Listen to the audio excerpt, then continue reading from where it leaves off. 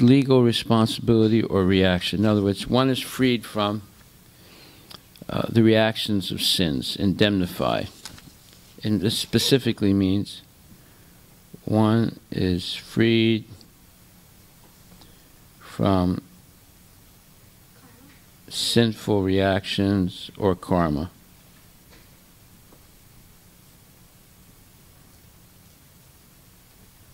Okay, so let's look at what Pranay read.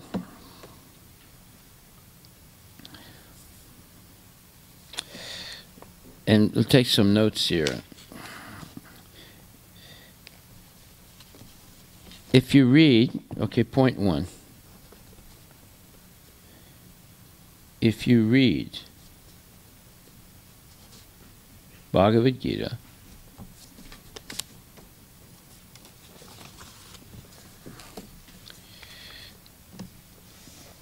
and follow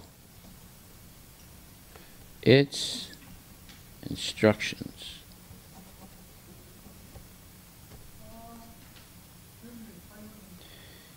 you will be freed, F-R-E-E-D, from all miseries,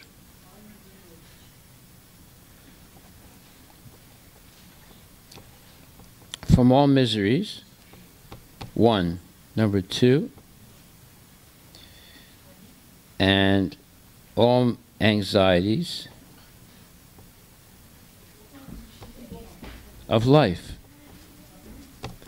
So, you will be freed from all miseries and anxieties of life. And secondly, if you read Bhagavad Gita very seriously and with all seriousness, then number three, all reactions of past, let's say karma, will not act on you. So three things happen if you read Bhagavad Gita seriously and follow the instructions, its instructions. One, you're freed from all miseries. Two, you're freed from all anxieties. And three, all reactions of past karma will not act on you. That's really good stuff, isn't it?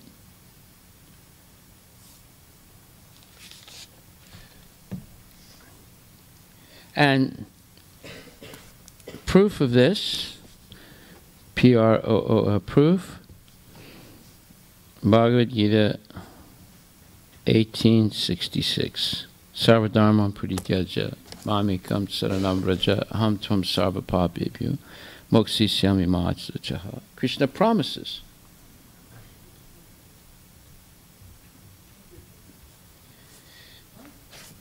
Krishna promises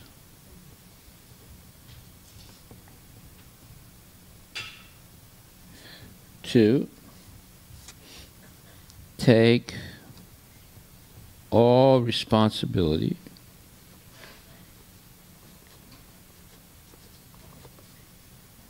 for one who surrenders to him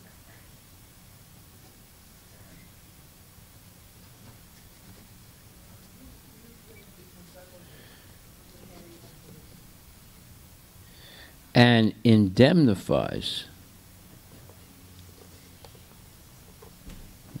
the devotee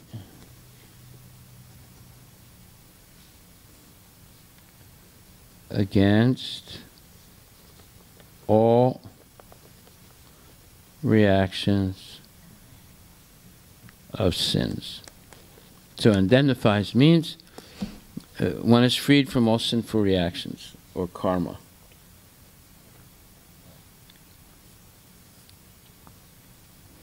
Okay, so we learned a nice word called indemnify.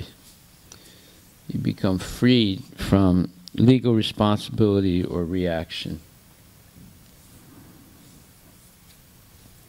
So the notes are, if you read Bhagavad Gita and follow its instructions, you'll be freed from all, 1, miseries, 2, anxieties of life, 3, all reactions of past karma will not act upon you. And the proof is Bhagavad Gita 1866, Sarvadharma Pratyaja, in which Krishna promises to take all responsibility for one who surrenders to him and indemnifies the devotee against all reactions of sins. And indemnifies means basically free you from all previous karma. Okay, so now let's continue reading. Who's going to go? You want to read? Sure, go ahead. Louder, louder. Okay, the microphone.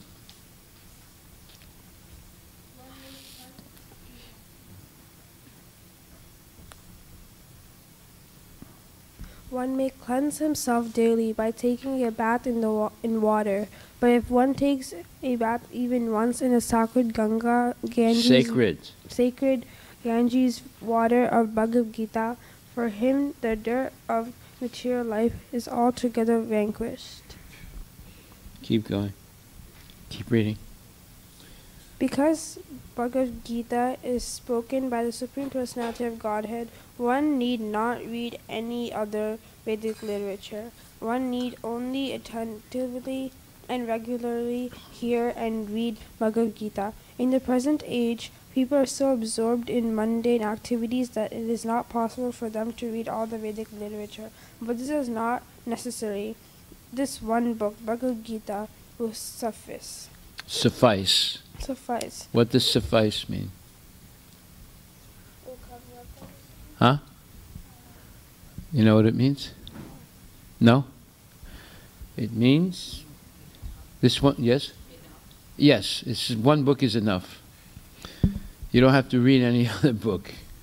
You don't have to read Srimad Bhagavatam. Of course, it's nice to read Srimad Bhagavatam, but if you just know this one book, you'll know everything about Vedic philosophy. Okay? Go ahead. What is the word? Suffice. S-U-F-F-I-C-E. Write that down.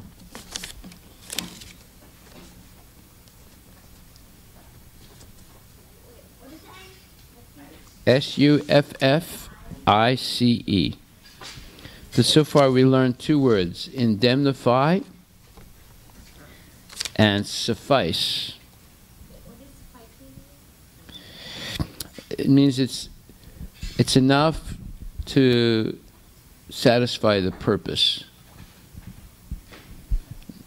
Enough to satisfy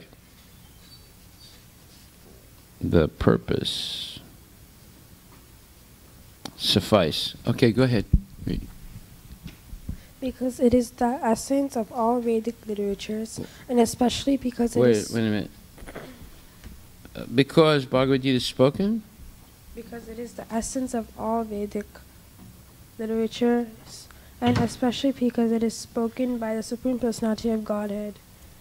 As it is said, one who drinks the water of the Ganges attains salvation. So what to speak of one who drinks the nectar of Bhagavad Gita? Bhagavad Gita is the essential nectar of the Mahabharata, and it is spoken by Lord Krishna himself, the original Vishnu. Gita Mahatmya 5. Bhagavad Gita comes from the mouth of the Supreme Personality of Godhead, and the Ganges is said to emanate from the lotus feet of the Lord. Of course, there is no difference between the mouth and the feet of the Supreme Lord, but from impartial study, we can appreciate that Bhagavad Gita is even more important than the water of the Ganges. Okay. So, now, let's outline what we just read. So another advantage of reading Bhagavad Gita. So far we have 3 advantages. One is freed from miseries, anxieties of life, and all reactions of past karma will not act on you. Okay. So number 4.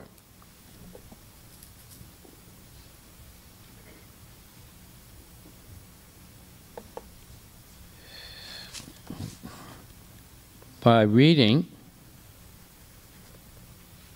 Bhagavad Gita, all the dirt, D-I-R-T, of material life is vanquished. Who knows what vanquished means? Another word. All the dirt of material life is vanquished. Yes, Keshav. Huh? Defeated, yes. Is that what you were going to say? Thank you. Yeah, very good. Is that what you were going to say? What? I didn't understand. Eliminated, yes, okay. Vanquished. But actually, it does mean defeated, but it could also be extended to mean eliminated.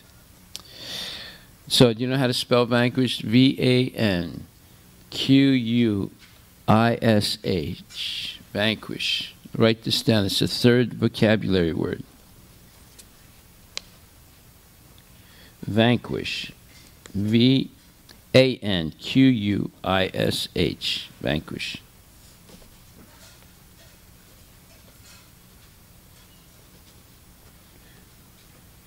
To defeat or eliminate.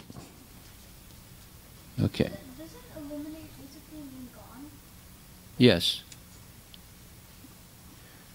Gone, erased, defeated. So, point 4 of the advantages of reading Bhagavad Gita. By reading Bhagavad Gita, all the dirt of material life is vanquished. In other words, it cleans away not only your karma, but unclean material desires. So let's say it cleans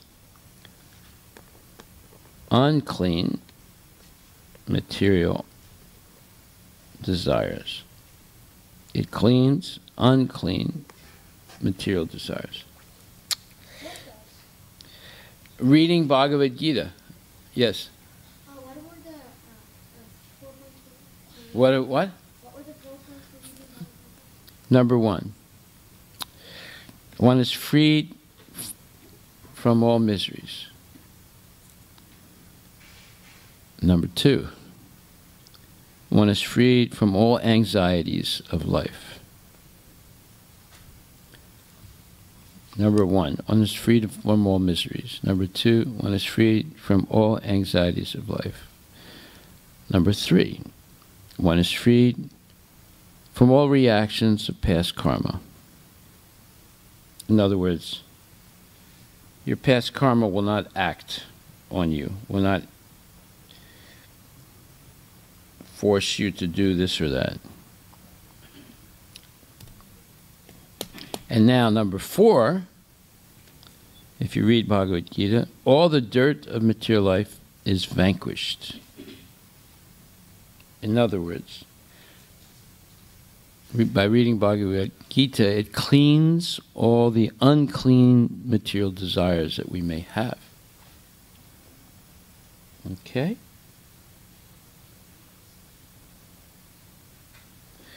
And number 5, benefit of reading Bhagavad Gita.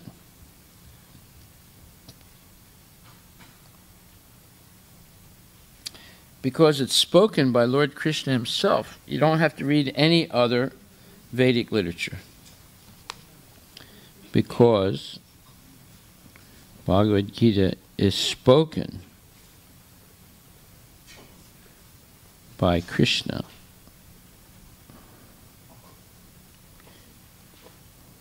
You don't have to read any other Vedic literature. That doesn't mean you can't read any other Vedic literature. It just means the Bhagavad Gita is sufficient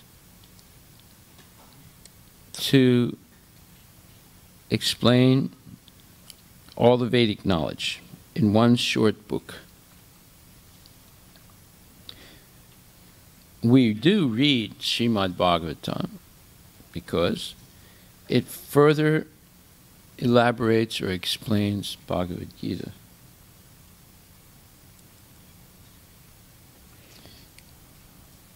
Now, in material life, we're so absorbed in mundane activities that it's not possible to read all the other Vedic literature. We don't have the time. We're just diverted. So therefore, Krishna spoke the Bhagavad Gita. It's one book. It's relatively short. And it contains the summary of all Vedic knowledge. And it's so powerful because Krishna is speaking directly. It can purify all, it can free you from all miseries, from all anxieties, and from all reactions to past karma.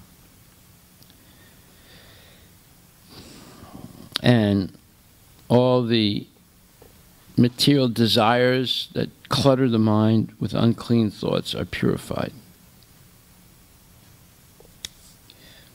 Okay, so now we have 5 benefits of reading Bhagavad Gita. 5 benefits.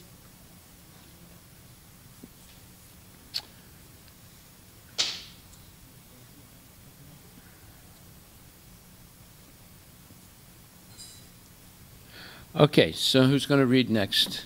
Let's see. Keshav, go ahead. This Gita Upanishad, Bhagavad Gita, the essence of all the Upanishads, is just like a cow. Go ahead. This Gita Upanishad, Bhagavad Gita, the essence of all Upanishads, is just like a cow. And Lord Krishna, who's famous as a cowherd boy, is milking this cow. Arjuna is just like a cow. And learned scholars and pure devotees are to drink the nectar and milk of the Bhagavad Gita. Go ahead. Gita Mahatmya 6. Right. Go ahead. In this present day, people are very much eager to have one scripture, one God, one religion, and one occupation. Therefore, Ekam Sastram Devaki Putra Gitam. Let there be one scripture only, one common scripture for the whole world. Bhagavad Gita. Eko Devo Devaki Putra Eva. Let there be one God for the whole world. Shri Krishna. Eko Mantras Tasya Namani. And one hymn, one mantra, one prayer. The chanting of his name. Hare Krishna, Krishna Krishna, Hare Hare. Hare Rama, Rama Rama, Hare Hare. Karmapi Ekam Tasya Devasya Seva. And let there be one work only, the service of the Supreme Personality of Godhead. Right. This the disciplic succession. No, okay, that's all right. That's good. All right, so, therefore,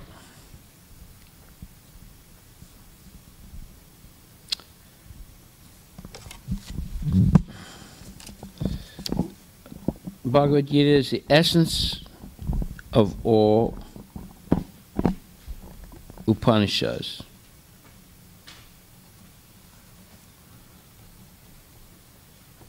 Now, let's study the word Upanishad. It's made up of Upa dash Isha.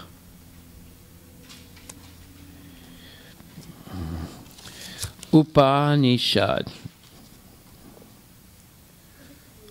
Upa Isha. Upa means coming closer to.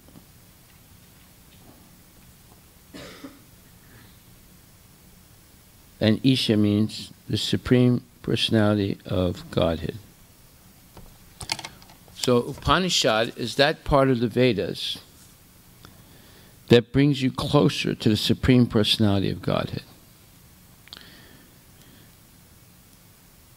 Upa Isha. Upa means coming closer to, and Isha means the Supreme Personality of Godhead. Just like we say Ishwara, Parama Krishna. So Isha means the Supreme Personality of Godhead. So the Upanishads are those parts of the Vedas that bring us closer to Krishna. And they're considered the philosophical parts of the Vedas. So you have 4 original Vedas. Do you know what the 4 original Vedas are? Yes, Sai. Is that one? Samaveda, Rigveda, Yajurveda, and Atharvaveda. Yes. So you have 4 Vedas. Write this down. 4 Vedas. Samaveda, S-A-M-A. S-A-M-A.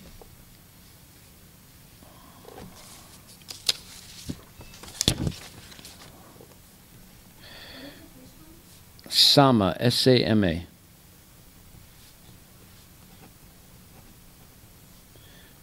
So number 1, Samaveda.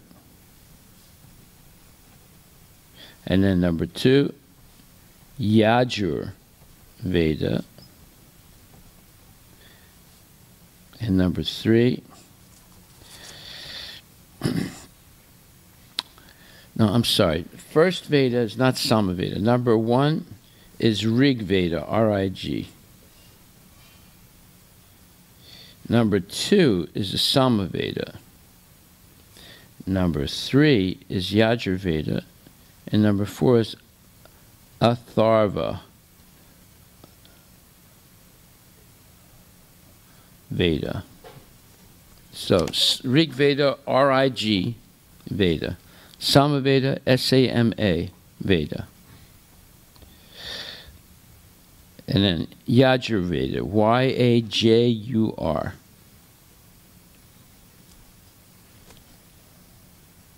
What's the last Veda? Atharva, A-T-H-A-R-V-A.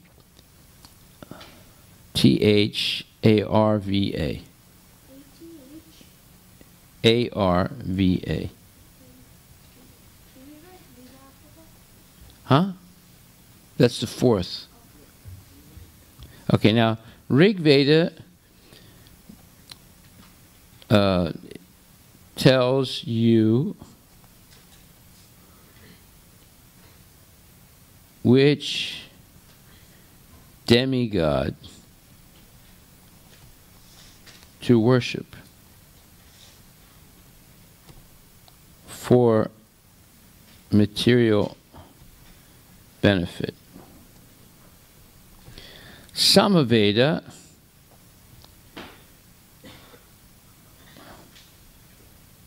is the mantras to chant for the demigods. Can you repeat Samaveda? Samaveda is the mantra to chant for the demigods. So first one tells you which demigod to worship for material benefit. Second one tells you what mantras you should chant for that particular demigod, right? Third mantra teaches the Yajur Veda, teaches how to set up the fire sacrifice and do the ceremony of worship. And Atharva Veda gives extra knowledge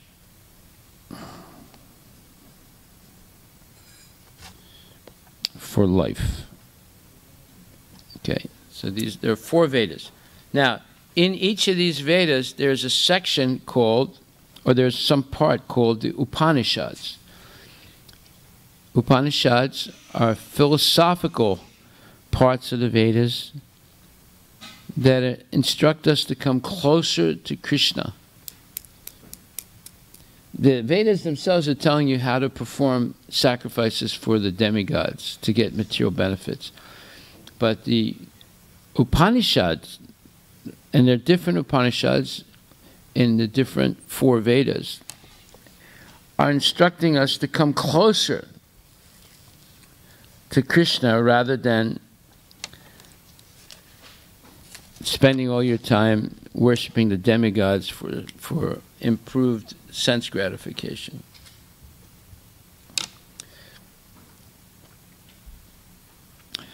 So the Vedas were written to help people attain their material desires and also make life easier so they could have time for spiritual activity. But then the Upanishads are showing people that there's something more than material benefits in life. There's actually a way to attain eternal life with no more anxieties and worries about attaining material benefits. And then later on, Vyasadeva wrote the Puranas, which are ancient histories that show begin to show that there's a Supreme Personality of Godhead named Krishna. And then later on, he wrote the Mahabharata, which is the history of the world from the beginning of creation to the end of the Battle of Kurukshetra, that demonstrates that Krishna is the Supreme Personality of Godhead. But still, it's not absolutely clear. So therefore, he wrote the Vedanta Sutra, which explains what is who. It doesn't explain directly who is God, but it explains what is God, what is the Supreme Absolute Truth. But then, after all that, Vyasadeva wrote the Srimad Bhagavatam, which clearly says that Krishna is the Supreme Personality of God. Just blow the horn thing. That says that Krishna is the Supreme Personality of Godhead.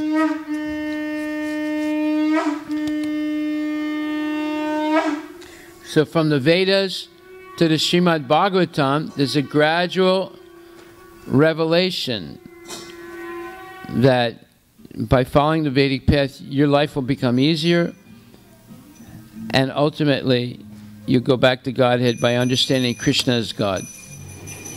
Jai Shri Shri Radha Nila Madhava Ki Jai.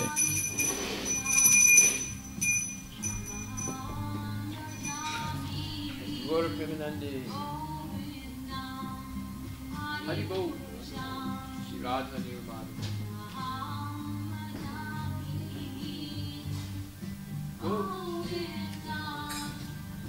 Hadi.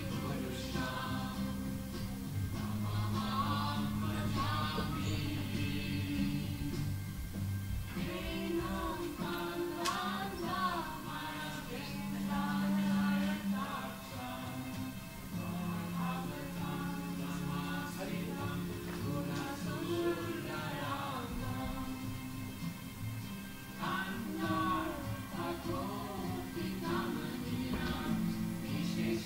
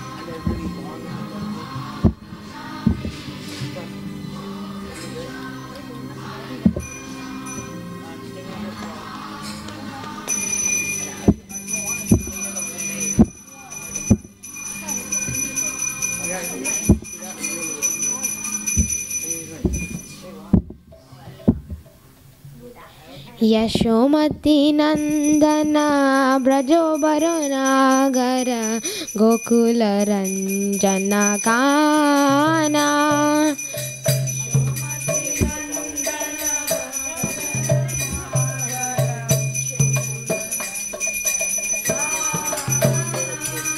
Yashomati नंदन ब्रजोबर नागर गोकुल रंजन काना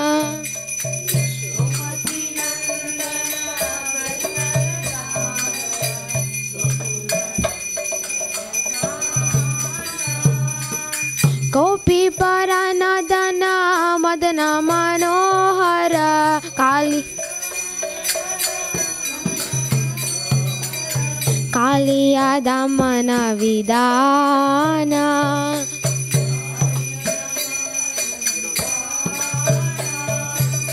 अमल हरिनामिया विलासा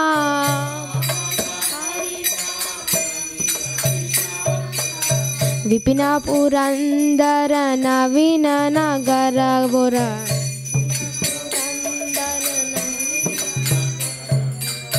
वंशीवदन सुवासा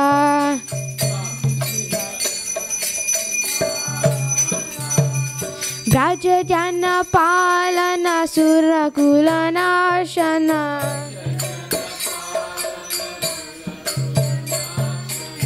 नंद गोधन रखवाला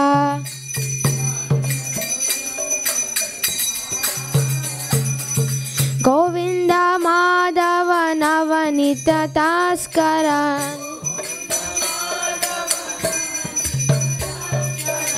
सुंदर नंद गोपाला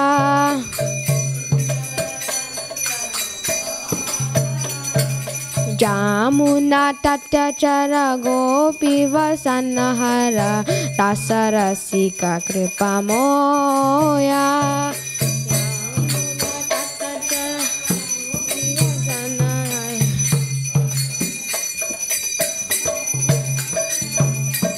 श्री राधा वल्लभ वृंदावन नटवर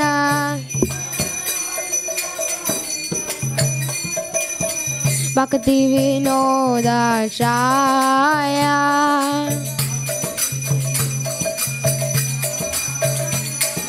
यशोमती नंदन ब्रजोबर नागर गोपी पर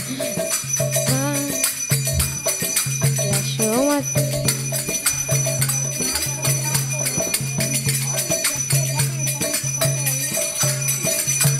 यशोमती नंदन ब्रजोबर नागर गोकुल रंज काना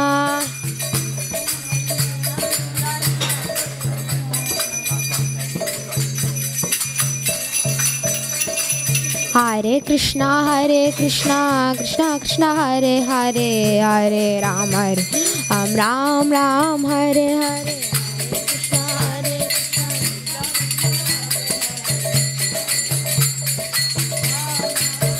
जय राधा नील माधव राधा नील माधव राधे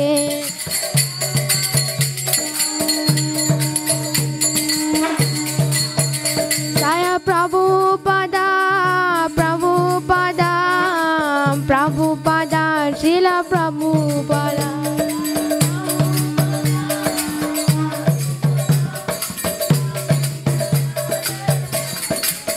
नित्य गौर हरि बोल नित्य गौर हरि बोल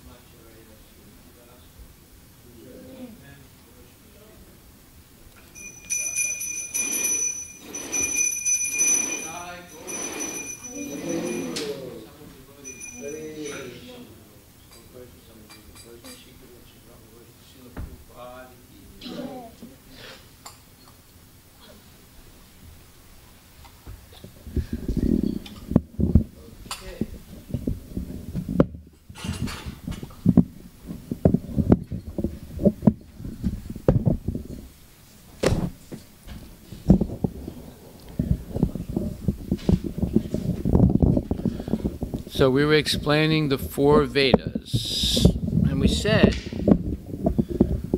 that the Rig Veda, the first Veda,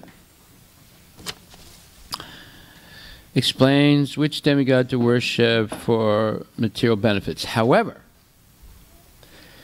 every Vedic mantra begins with the syllable Om, right? So the syllable Om refers to Krishna, but in an impersonal way. So therefore, all the Vedic mantras are meant ultimately to please Krishna, even though they may seem to be directed toward a demigod.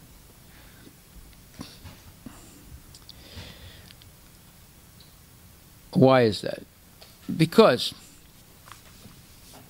most materialistic people don't want to worship Krishna. So, therefore, in the beginning, in the original Vedas, they tell you to direct your sacrifices to the demigods. But by beginning the mantras with Om, it indicates that the real person that should be worshipped is Krishna. But it does it in an impersonal way. That's why many people today refer to Krishna as God. God means what? Means some kind of supreme deity, but it doesn't say exactly who it is. So it's a partially impersonal way of referring to God also. So the word Om refers to Krishna, but in an impersonal way. Therefore, atheists and materialistic people will say more easily the word Om, but if you say Krishna, they will sometimes refuse to repeat the name Krishna. Have you ever seen this? Like say you were distributing books at Ananda Mela, and you go up to a person, you say Hare Krishna, and they just look at you. They don't repeat Hare Krishna. Did that happen? Huh? Did that happen? Pranay, did that happen? Yes? Yeah.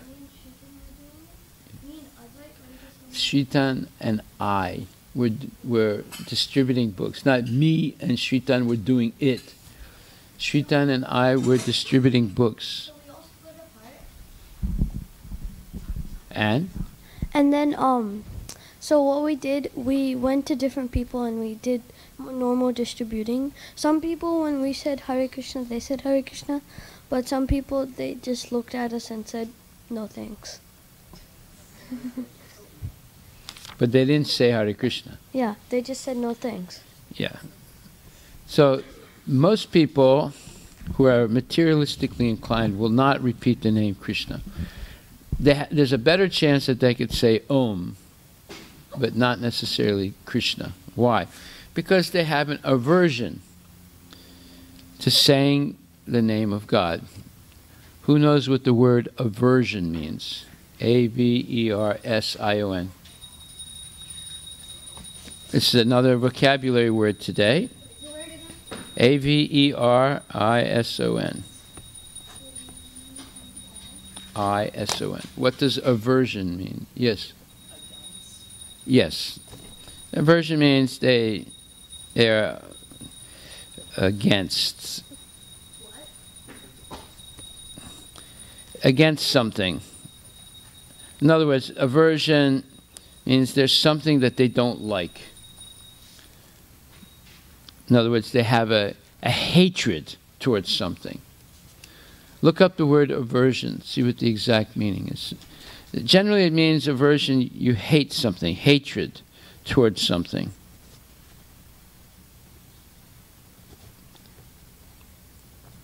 So because most people have an aversion to repeat the name of God, they're more likely to refer to God in an impersonal way. So they say Om, or they say, maybe they'll say the word God, but they won't say Krishna What does it mean? Yeah, strong dislike. I use the word hatred. A strong dislike. Or no inclination. No inclination means you're not at all inclined to hear or do something.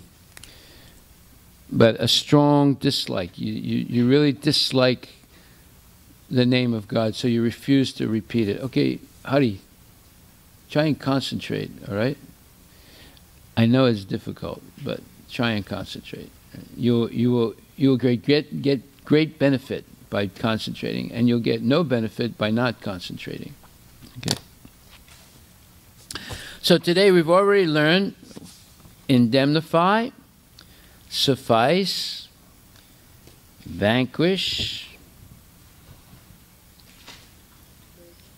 aversion. Anything else? Was there another word? And Upanishad. Upanishad, which is a Sanskrit word, but we learned what it means.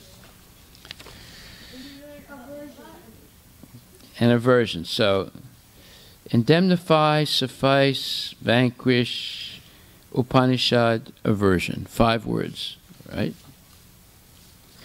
Now, the Rig Veda tells you which demigod to worship for material benefit. But actually, because every mantra in the Vedas begins with Om, who does Om refer to?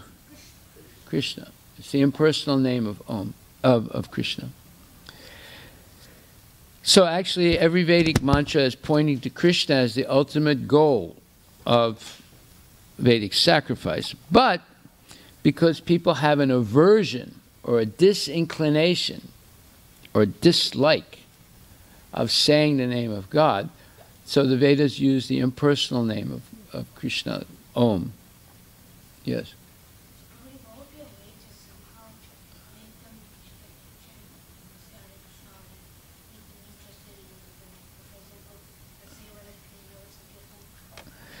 Well, the best way to get people to be interested is for you to behave really nicely.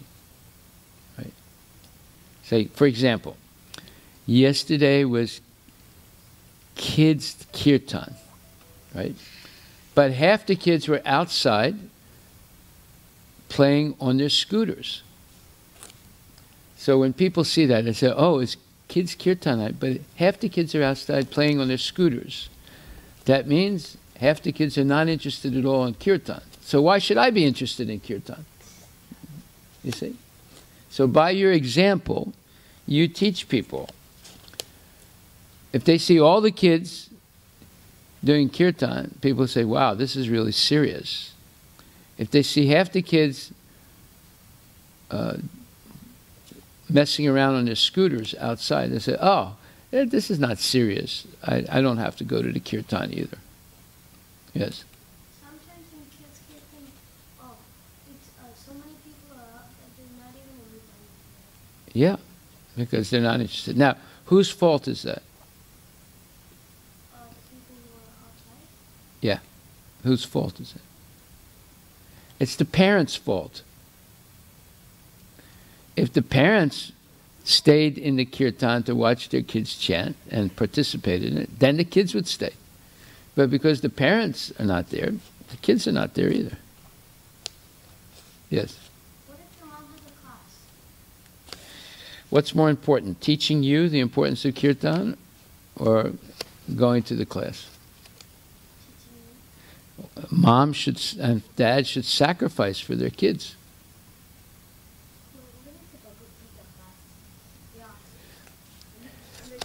But the goal of Bhagavad Gita is what? The goal of studying Bhagavad Gita is what? We went over this yesterday and the day before in the other classes we have. Yes? It's devotional service, right? The goal of all Vedic study is to engage in devotional service. and to know Krishna. If you know Krishna, then you'll engage in devotional service. So the question is, who should sacrifice so that their children will become Krishna conscious? Parents. Parents should sacrifice so that their kids will become Krishna conscious. If the kids become Krishna conscious, don't you think the parents will become Krishna conscious? Because Prahlad Maharaj was Krishna conscious, did his father and mother eventually become Krishna conscious? Even though they were demons? Yes. Yes. So it's like you have to follow your parents, but your parents also have to follow you in case No, your parents, no, let's say you're on your scooter. Do your parents have to get scooters also? But that's only in some cases where your parents have to. No, parents, it's not that they have to follow you. They have to sacrifice for you. Sacrifice. Right? Okay, so now we're going to read something from the Srimad Bhagavatam. Prabhupada writes, Canto 1, Chapter 4.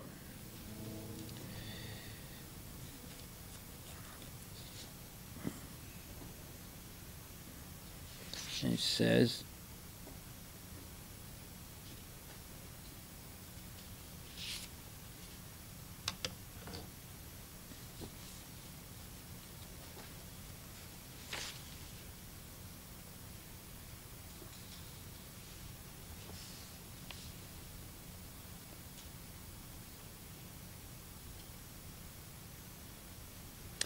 once upon a time, Vyasadeva, as the sun rose, took his morning ablution in the waters of the Saraswati and sat alone to concentrate. Okay, ablution. Do you know what that means? Huh? Okay, let's write it down. A-B-L-U-T-I-O-N.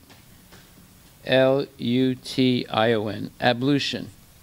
A-B-L-U-T-I-O-N. Ablution. A-B-L-U-T-I-O-N. It means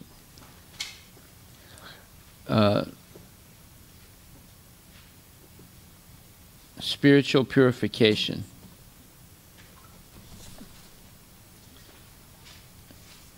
So Vyasadeva, in other words, it's saying Vyasadeva woke up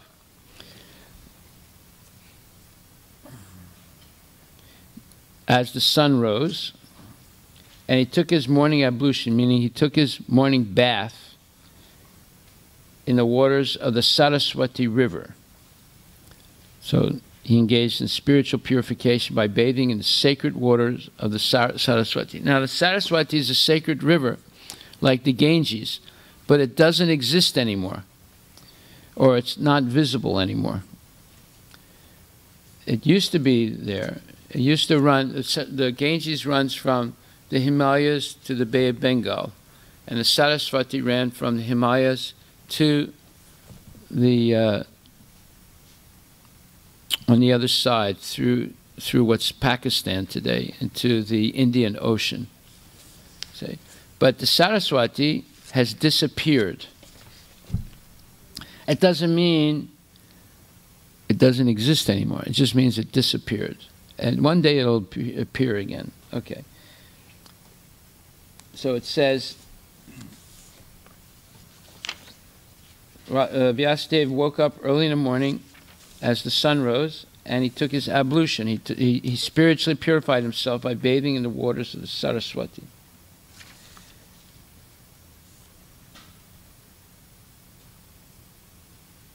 But he could see that by concentrating, he could see that things had deteriorated due to the influence of the age. And he saw that people were becoming more faithless, losing their faith in spiritual life. And the symptoms of that was that the duration of life of people was getting shorter. And people were very impatient due to the lack of goodness. And then he started thinking, what can I do to help these people? All the people, not just one class of people, but all the people. Then he realized that the sacrifices recommended in the Rig Veda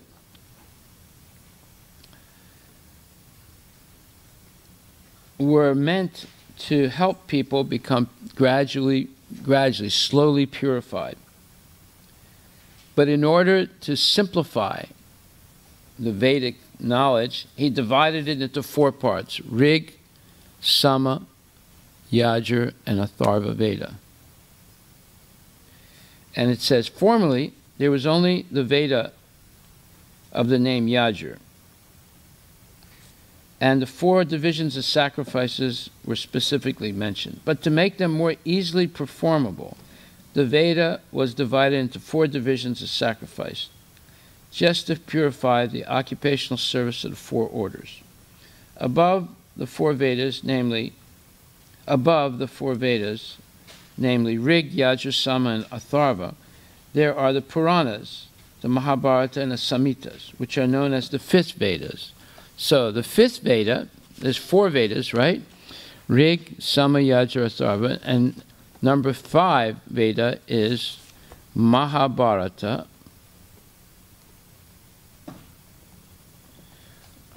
and Puranas, and what's called the Samhitas.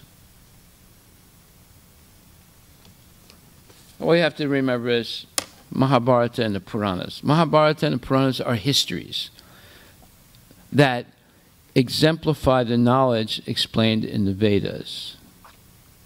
Okay.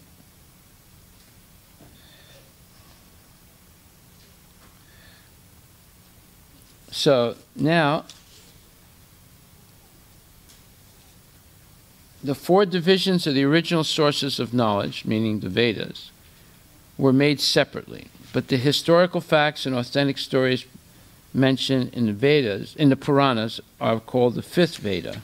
Okay.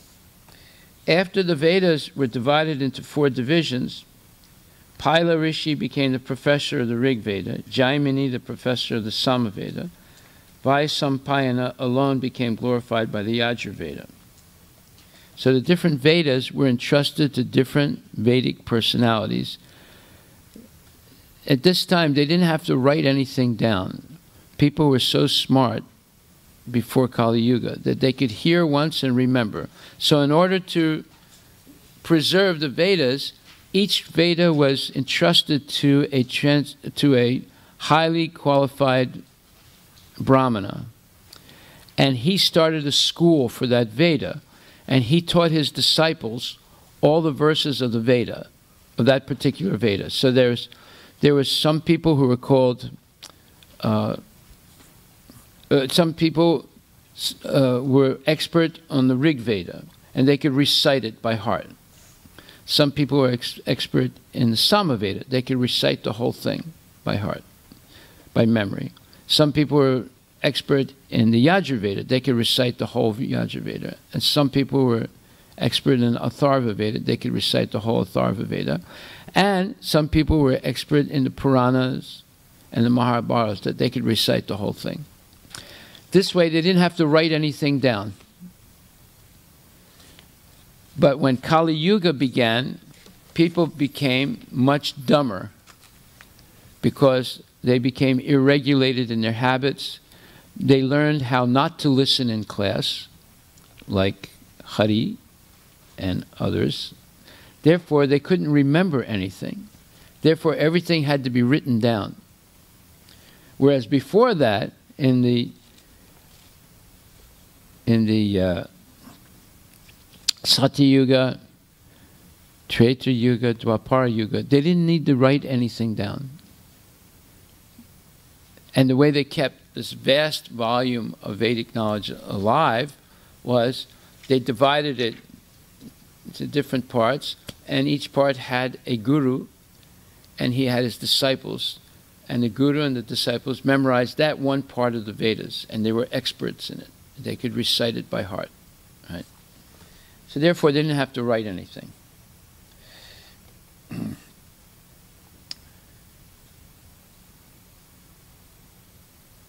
So it says, then Sumantu Muni Angira was in charge of the Atharva Veda, and Romaharsana was in charge of the Puranas and historical records. So you have 5 different gurus.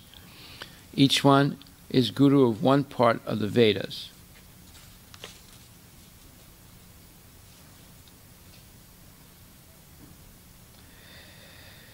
All these learned scholars, in their turn, rendered their entrusted Vedas unto their many disciples, grand disciples and great-grand disciples, and thus the respective branches of the followers of the Vedas came into being.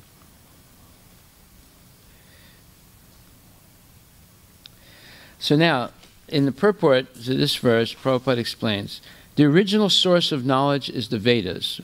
What does Veda mean? Who knows what Veda means? Yes, Sai. Veda means knowledge. Write this word down. This is the 6th word we learned today, Veda. It means knowledge, Knowledge. Veda means knowledge. The original source of knowledge is the Vedas. There are no branches of knowledge, either mundane or transcendental, which do not belong to the original text of the Vedas. In other words, all mundane as well as transcendental knowledge are included in the Vedas. Like, for example, before World War II, Hitler sent Vedic scholars, German Vedic scholars, to Madras or Chennai. Why did he do that? He wanted them to purchase original Vedic texts about Vimana technology. You know what a Vimana is? Yes, Sai. It's an airplane, yeah. In other words, the Vedas included knowledge of airplanes and rockets. And the Germans were so smart, Hitler sent his best Vedic scholars, and Germans, outside of India, the Germans were the best Vedic scholars in the world. They learned Sanskrit, and they studied the Vedas. So he sent them to purchase original Vedic texts in Chennai about Vimana technology. And because of that, the Germans were able to make very highly sophisticated airplanes and rockets, while the Americans and the Russians their rockets were like firecrackers. In other words, useless. They would take off and immediately explode. But the German rockets could go from Germany to London and blow up London. They had advanced rocket technology. How did they get it? You tell me. How did they get it? From the Vedas. You see. So all mundane knowledge and spiritual knowledge is included in the Vedas. There are no branches of knowledge, either mundane or transcendental, which do not belong to the original text of the Vedas. They have simply been developed into different branches. They were originally rendered by great, respectable, and learned professors. In other words, the Vedic knowledge, broken into different branches by different disciplic successions, has been distributed all over the world. No one, therefore, can claim independent knowledge beyond the Vedas. So any knowledge that's existing in this world today, it originally comes from the Vedas. And believe me, it's a fact. It is definitely a fact. And the Vedas, through the disciplic succession of the original great sages who were entrusted with those parts of the Vedas, were spread all over the world. Now, one example of that is the Egyptian pyramids. Did you know that they have pyramids in South America also? Very similar to the Egyptian pyramids. Yeah, the Mayans, they also built pyramids. Now, it's not easy to build a pyramid. You have to be very highly advanced in in mathematics and especially geometry to build a pyramid. It's not as easy as it looks. It's a very, very difficult thing to do. In fact, today, no one would be able to build a pyramid like the ones they have in Egypt. With all the technology that we have, it would be virtually impossible to do it. If you ever go to Egypt, you'll see they're huge and they're precise, mathematically precise. And it's very difficult to make a building so mathematically precise because the weight of the carved stones that make the Vedas, it's like you look at it and you say, how did they ever do that? They would not be able to do it even today with all the technology we have. Thus, the great sage Vyasa, who is very kind to the ignorant masses, edited the Vedas so they might be assimilated by less intellectual men. So we are part of those less intellectual people. So Vyasadeva divided the Vedas into different parts to make them more easily understood. And in the purport, Prabhupada writes, the Veda is one, and the reasons for its divisions in many parts are explained herewith. The seed of all knowledge, or the Veda, is not a subject matter which can easily be understood by any ordinary man. There is a stricture that no one should try to learn the Vedas who is not a qualified Brahmana. Okay, this is another word, stricture. S-T-R-I-C-T-U-R-E. S-T-R-I-C-T-U-R-E.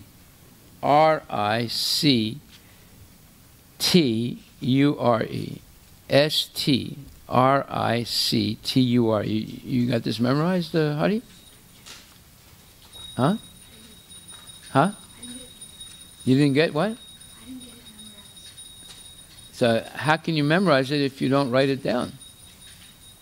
Then you're going to have to get the notes from somebody. Stricture means a warning.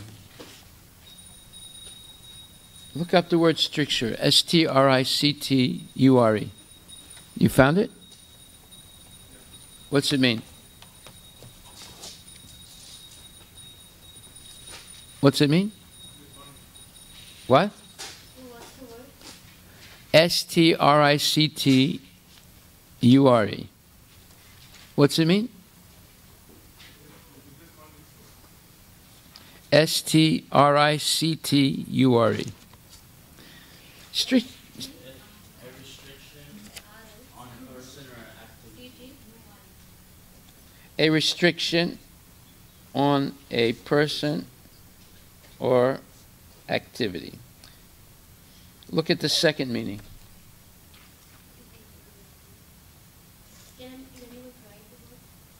Look at the second meaning. What's it say? Say it again. A what? What's the first word? A sternly critical or censorious remark or instruction. Censorious. What's that word? How do you spell? E-N-S-O-R-I-O-U-S. Okay, censorial. Okay, that means that you are censoring, you're criticizing, or you're limiting something. Yeah. In other words, stricture is a severe warning to people, restricting them. So it says there is a stricture that no one should try to learn the Vedas who is not a qualified Brahmana. Okay. However, Prabhupada writes, this stricture, this warning, this restriction, has been wrongly interpreted in so many ways.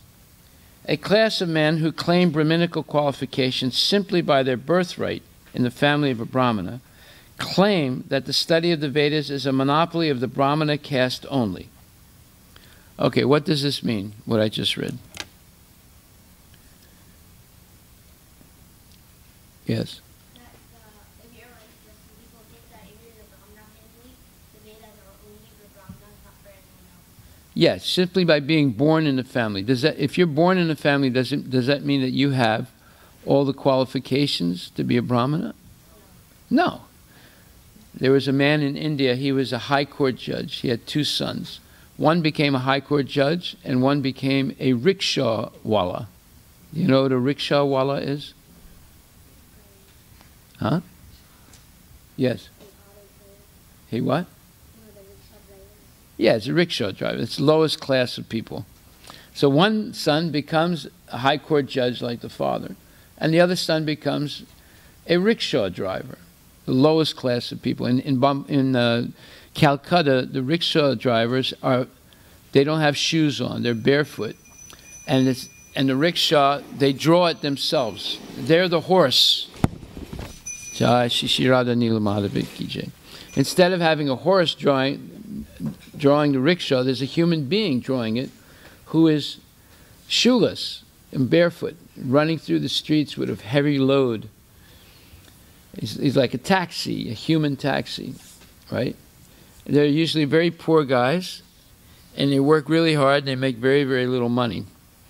So why did one son become a high court judge like his father, and the other son became a rickshaw driver? Yes? Because he's not based on his karma. Based on his karma, he was not destined to be like his father? No. No. Yes. Yeah, okay, go ahead. Well, he was not qualified to do that job. Yeah, how did he become not qualified? Well, from his past karma and what he did before. No, when he it's was a not. It's not child. because of his past karma. His qualities. Yes. He just, like, I guess, study well or, like, focus on what was important. Yeah, he did. His brother studied. His brother attended classes, did homework, followed the rules and regulations, and the other one became irresponsible, was not regulated, did not study, didn't listen in the class. So he spent time in class. He went to school like his brother. He was educated. He was supposed to be educated, but he was not interested in being educated. Just like someone can sit in a class and choose not to hear anything.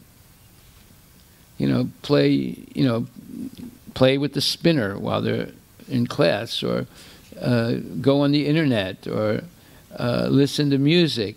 So they're in the class, they go to school, but they're not listening. So one student is listening and learning, and the other one chooses not to listen, and they don't learn. So it's possible to go to school 12 years or 16 years and be a dummy, because you don't listen, you don't do your homework, you just sit there, meditating on other things, playing games.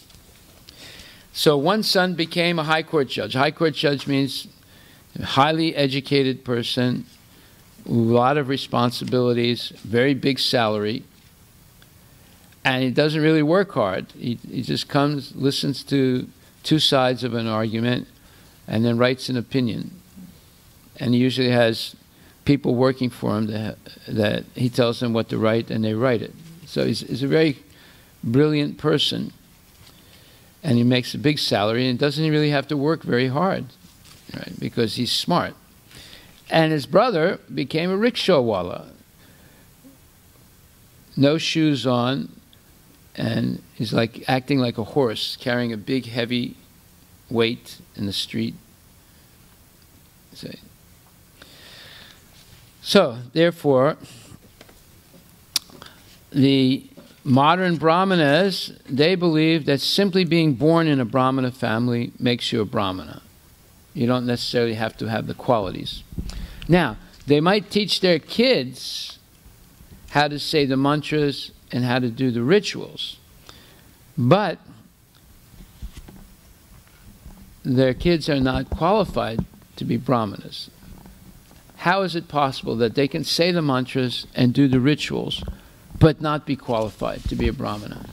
Can you explain that? Yes. Go ahead.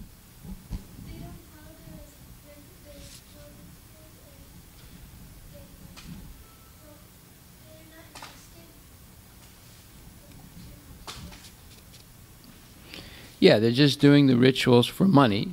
They don't follow the rules and regulations. No meat eating, no gambling, no intoxication. Or they might follow 3 and not 1, or 2 and not the other 2, or 1 and not the other 3. Okay, stop playing with your pencil. Sigh. So it's possible to be born in a Brahmana family, learn mantras, do rituals, but not be a real Brahmana.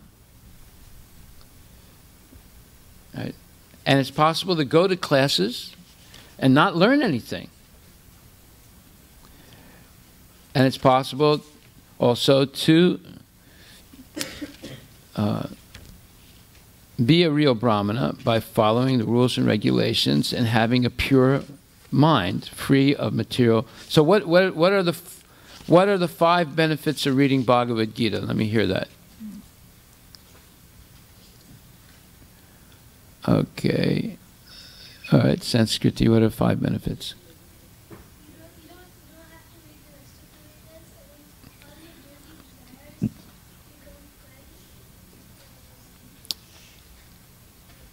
Okay, that's only 1. Yes, Sai. One is freed from all miseries, one is freed from all anxieties, one is freed from all reactions of past karma, all the dirt of material life is vanquished, and you don't need to read any other scriptures. So I couldn't hear the last one. Can you speak in the mic? You don't have to read all the other Vedic literatures. You just have to read Bhagavad Gita. So there's 5 benefits of reading Bhagavad Gita. Okay. So here it says that a class of men who claim Brahminical qualifications simply by their birthright in the family of a Brahmana claim that the study of the Vedas is a monopoly of the Brahmana caste only. Another section of people take this as an injustice to members of other castes who do not happen to take birth in a Brahmana family. But both of them are misguided. The Vedas are subjects which had to be explained even to Brahmaji by the Supreme Lord. Therefore, the subject matter is understood by persons with exceptional qualities of goodness. Persons who are in the modes of passion and ignorance are unable to understand the subject matter of the Vedas. The ultimate goal of Vedic knowledge is Sri Krishna, the personality of Godhead. This personality is very rarely understood by those who are in the modes of passion and ignorance. So this means that unless one is free from passion and ignorance, passion is represented by lust for sense gratification, and ignorance is represented by sleep and laziness and uncleanliness and irregular habits. Now, even a person in the mode of passion can be somewhat regulated. People in the mode of passion get things done, so they have to be somewhat regulated. But they're overwhelmed with lust for sense gratification. And people in the mode of ignorance, they're not regulated. They like to sleep and dream, and they're lazy. They're not clean, and they always start something but never finish it. Those are symptoms of the mode of ignorance.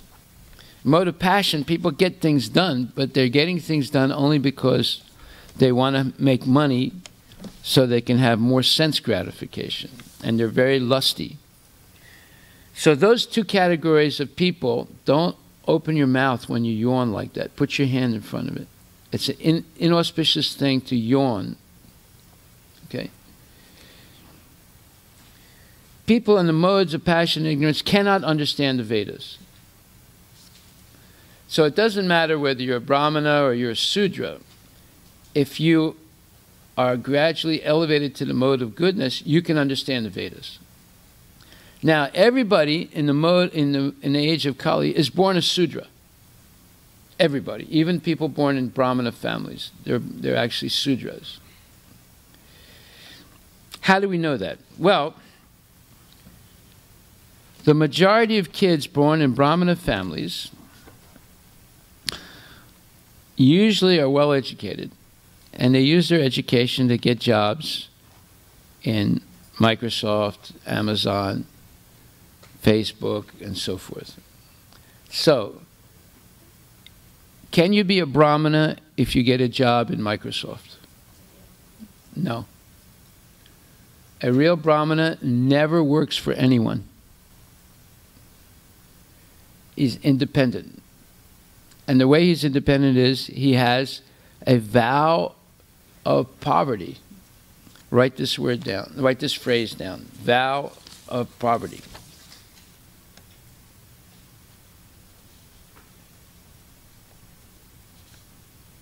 What do you think the vow of poverty means? Yes. You're giving up all sense of gratification. What? You're giving up all sense of gratification. Yes, and it means more than that, but yes, that's one symptom of a vow of poverty. You give up all sense of gratification. What were you going to say? Like a vow for power. Poverty. Poverty. Who knows what poverty means? Okay, what does it mean? Poor, yes. Okay, go ahead. So like they take an oath that they'll be that will be poor for their life. Okay. Now, in Vedic times, all donations were given to Brahmanas. And the Vedic sacrifices that were performed, like Yudhisthira, etc., were very opulent, and tremendous amount of gold and other precious metals and jewels were accumulated by the end of a sacrifice. And it was all given to Brahmanas. So how is it possible that they could be poor if they received all the dan, or all the charity, after a sacrifice? Okay, Omar?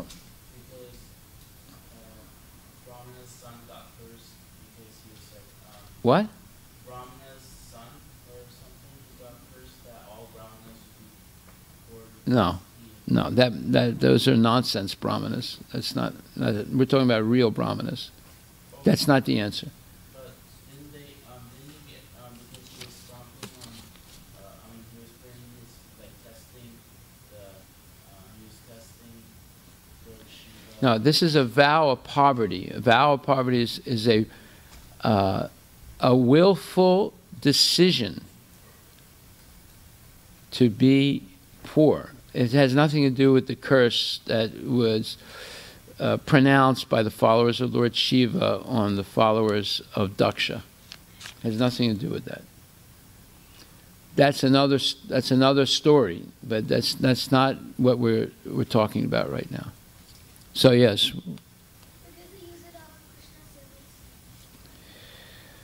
Well, yes and no. The Brahmanas were given all the remains of the sacrifice, which was, in Vedic times, very, very big amount of money, of wealth, because they would distribute it to needy people and not keep any of it for themselves. They would only keep the very bare minimum to maintain their simple lifestyle. And yes, they would give it to worthy people. They wouldn't give it like you see people begging on the street today, Vietnam vet, God bless, give me anything you can to help. So people give them money, and then they go and buy liquor and intoxicants. So they're not worthy people to receive charity. They might be given some prasadam, but they should not be given any money. Worthy people to receive charity are people who use it in Krishna's service. So the Brahmana would distribute all the wealth he would get to worthy people who would use it in Krishna's service. Or he would also use in Krishna's service, but mainly he would give it away, all of it. Now, who is an example of that? Well, one example of that, there are many examples of that, but one example would be Sudama Vipra Brahmana. He received tremendous wealth from Krishna, but he gave it all away to his wife and all the other people that lived in his village or town. And he himself continued to live as a simple Brahmana. He did not accept all that wealth for himself. He gave it to his wife because she wanted it, and he gave it to all the other people in the village. Okay, so a Brahmana has a vow of poverty, meaning he lives, even though he may receive tremendous wealth, he uses it wisely by giving it to worthy people and using it only in the service of Krishna. Okay. So it says here, Krishna is very rarely understood by those who are in the modes of passion and ignorance. In Satya Yuga, everyone was situated in the mode of goodness. Gradually, the mode of goodness declined during Tretya and Dwapara Yuga, and the general mass of people became corrupt. In the present age, the mode of goodness is almost nil, meaning it almost doesn't exist. And so for the general mass of people, the kind-hearted, powerful sage Srila Vyasadeva divided the Vedas in various ways so that they may be practically followed by less intelligent persons in the modes of passion and ignorance. It is explained in the next sloka as follows. Out of compassion, the great sage thought it wise that this would enable men to achieve the ultimate goal of life. Thus he compiled the great historical narration called Mahabharata for women, common workers, and friends of the twice-born. So the Mahabharata, the history of the world from the beginning of creation to the end of the Battle of Kurukshetra, is for less intelligent people like us. And what is one chapter of the Mahabharata? One chapter of Mahabharata is the Bhagavad Gita. Bhagavad Gita is part of the Mahabharata. Mahabharata is for less intelligent people like us to help us achieve the goal of life.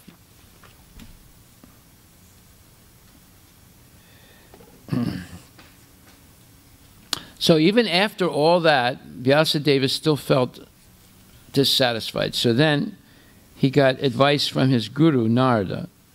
And Narada told him, look, you've written all these Vedic literatures, but you haven't made it absolutely clear who is the Supreme Personality of Godhead. Yes, you wrote the Upanishads. What does Upanishad mean? Yes, go ahead. Go ahead, Shivani.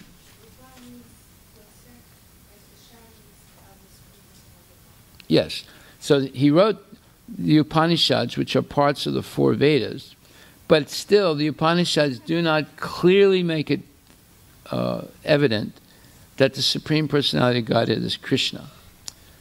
And then he wrote the Mahabharata and the Vedanta Sutra and the Puranas, but still it's not clear. So what did he decide to do after he got advice from his guru, Narada Muni? Yes. Yes, he decided to write the Srimad Bhagavatam. However,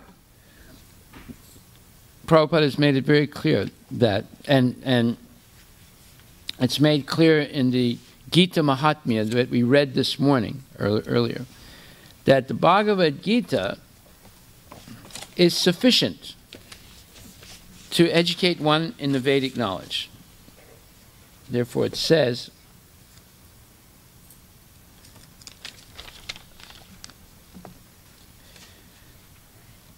if one properly follows the instructions of Bhagavad Gita, one can be freed from all the miseries and anxieties of life. One will be freed from all fears in this life, and one's next life will be spiritual. Okay? So this is the value of the Bhagavad Gita. It's one book. It's not real long. It contains all the Vedic knowledge in a summary form. And it frees you from miseries, anxieties, and fear. We didn't write that down. Let's write that down. It frees you from miseries, anxieties, and fear, and frees you from all past karma, and all the dirt of material life is vanquished. Oh, that was another word we learned, vanquished. We didn't write that down. V-A-N-Q-U-I-S-H. What does vanquish mean? Yes? Defeat, yes. To conquer or defeat. Okay, and so we'll finish now.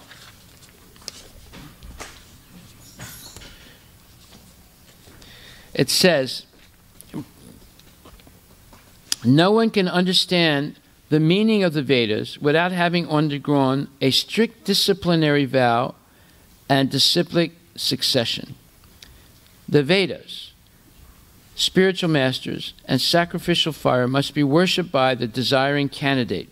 All these intricacies of Vedic knowledge are systematically presented in the Mahabharata for the understanding of the lower classes and the unqualified members of Brahmana families, and Kshatriyas and Vaishya families. In this age, the Mahabharata is more essential than the original Vedas. So that means, what is part of the Mahabharata? Bhagavad Gita.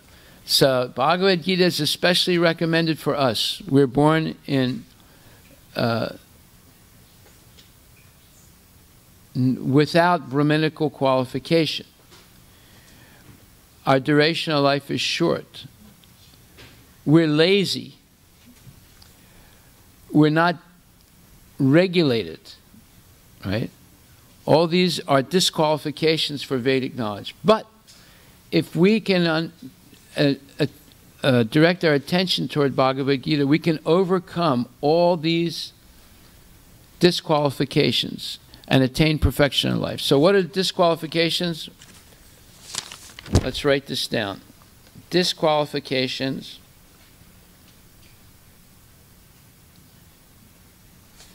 for learning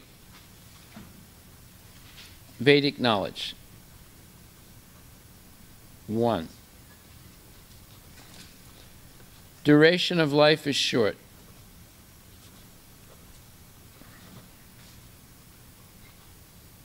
Okay, 1. 2. We are lazy. 3. We're irregulated in our habits. 4.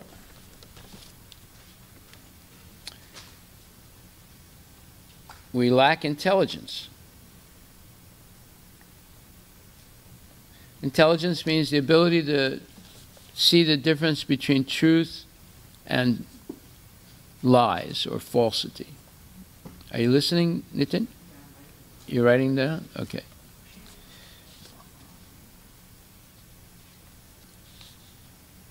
So number 1, the duration of life is short. Number 2, we're lazy. Number 3, we have irregulated habits. Number 4, we lack intelligence.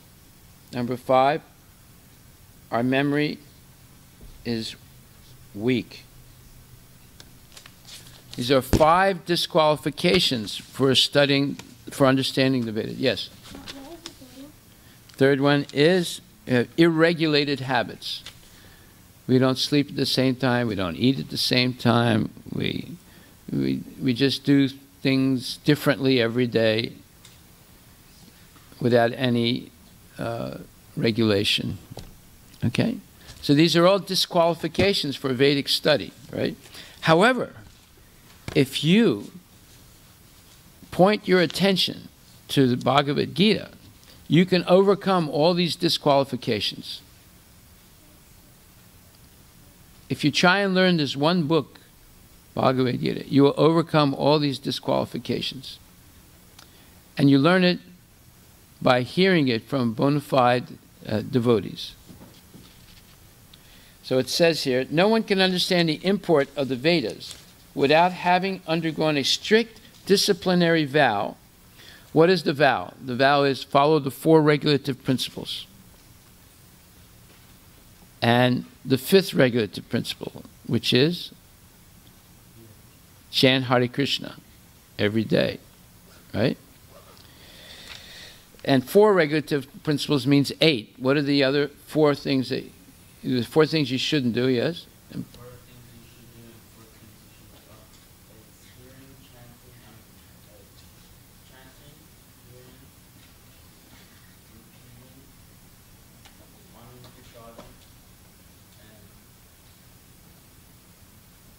And the most important one, engaging in devotional service. Yeah. Well, if you associate with pure devotees, you will engage in devotional service, right? So, it says, the Vedas, spiritual masters, and sacrificial fire must be worshipped by the desiring candidate. All these intricacies of Vedic knowledge are systematically presented in the Mahabharata for the understanding of the lower classes of society and unqualified members of the Brahmana, Kshatriya, or Vaishya families. In this age, the Mahabharata is more essential than the original Vedas. Yes, so if you read Bhagavad Gita, which is the essence of the whole Mahabharata and all the Vedas, then you can overcome all these disqualifications and attain perfection of life. Yes?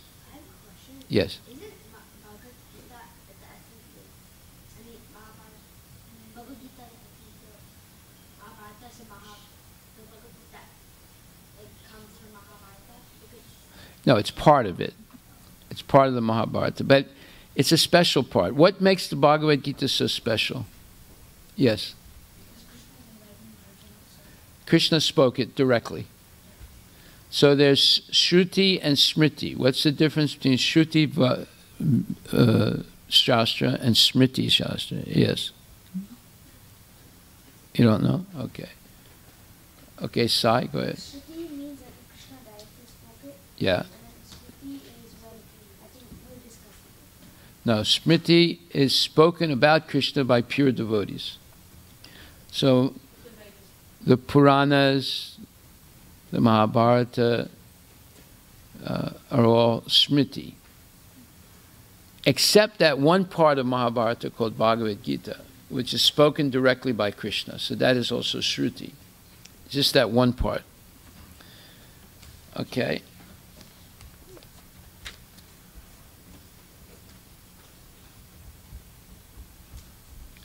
So you have to make a vow. There's three things. You have to make a vow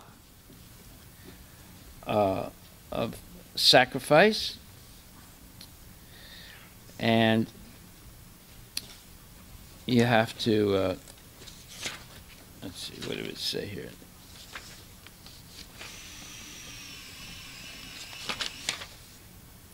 You have to make a vow of sacrifice, associate with genuine spiritual masters, and perform the Vedic sacrifices. What's the best sacrifice to perform in Kali Yuga? Yes. Okay. Sankirtan. Yes. Chanting Hare Krishna. Congregational chanting, not alone, but congregational chanting together. Okay? So that'll be the end of what we're studying today. And your homework for tomorrow .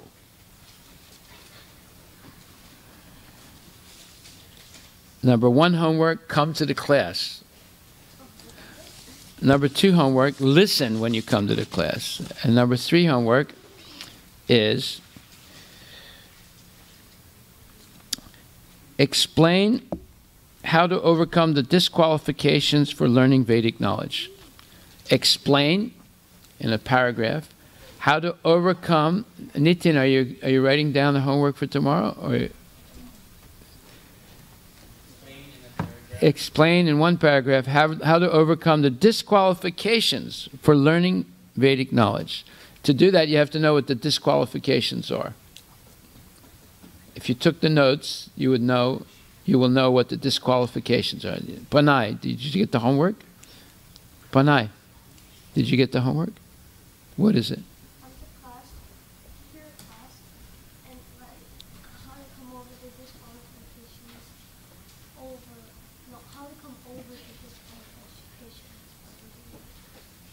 Okay. Do you know what the disqualifications are? Yes. Very good. Okay, Hari Bol. Yes. What? First is Rig Veda.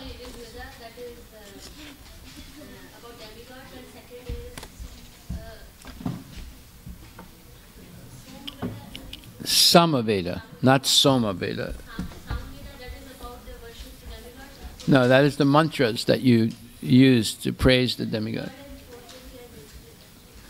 Third is Yajurveda. It teaches you how to perform the sacrifice.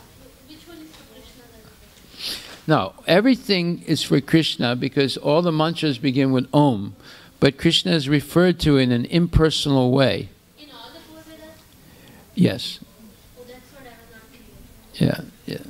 And why? Because most materialistic people do not like to say the name Krishna, but they will say Om or God or something like that. Okay? So, Prabhuji, where were you reading from in the beginning of the class? No, I was reading from the introduction to the Bhagavad Gita, the last part where the Gita Mahatmya is quoted. Yes.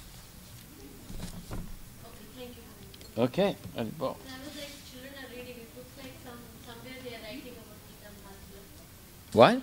I was not sure from where they were reading. There's from the last part of the introduction in which Prabhupada is quoting the Gita Mahatmya. I never knew